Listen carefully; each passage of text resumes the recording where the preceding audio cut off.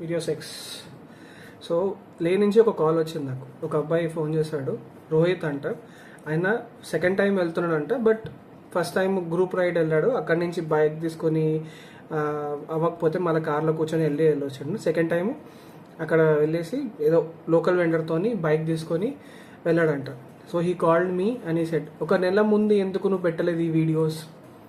నాకు ఇలాంటి చెప్పేటోళ్ళు ఉంటుంటే నేను అన్నీ క్లియర్గా విని నేను దాని ప్రకారం పాటించి నేను వెళ్ళేటోని అని చెప్పాడు. ఆ అబ్బాయి కాంటాక్ట్ డీటెయిల్స్ అన్నీ నేను షేర్ చేస్తాను. ఆయన ఇప్పుడు ఏం చెప్పలేదు నాకు. So he's in Leh now. So ఆయన చెప్పిన 5 mistakes he has done. 1, carrying huge luggage.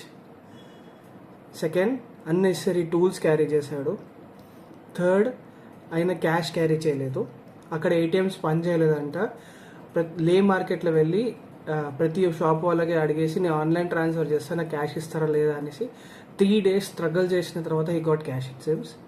4, అక్కడ లోకల్ వెండర్తోని ఆయన బైక్ చేసుకున్నామని యూనియన్ ఇష్యూ జరిగిందంట. బైక్ పంపించలేదు. మళ్ళీ 2,000 నుంచి 3,000 అడిగి వాళ్ళు అక్కడి నుంచి లే నుంచి వేరే బైక్ అలా చేశారంట. 5th, ఆయనకి ఆక్సిజన్ లెవెల్స్ అందకుండా ఉన్నా కూడా పట్టించుకునే నాదుడు లేకుండా అంట.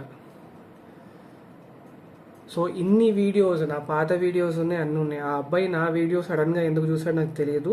Is not my subscriber to, but he called me అని సెడ్, అన్న ఈ వీడియోస్ ఎందుకు ముందే వేయలేదు? నాకు అదే ఆశ్చర్యం ఉంది. ఇన్ని మోటో వ్లాగర్స్ ఉన్నారు, ఇంత పెద్ద పెద్ద కాంటెంట్ క్రియేటర్స్ ఉన్నారు, ఇలాంటి అవేర్నెస్ వీడియోస్ ఎందుకు వేయాలనుకోలేదు వాళ్ళు? అంటే చీప్గా అనిపిస్తుంది అన్న. I'm sorry guys, sorry to say this. అంటే నాకు ఫస్ట్ ఒక్కసారి ఎక్స్పీరియన్సే నేను షేర్ చేస్తున్నాను. I'm not expecting anything. I'm just expecting if this video reaches to such needy persons, అది నాకు చాలు. I'm telling again and again, my channel is not monetized. I'm not getting paid for anything. I'm not doing any sort of paid promotions, anything.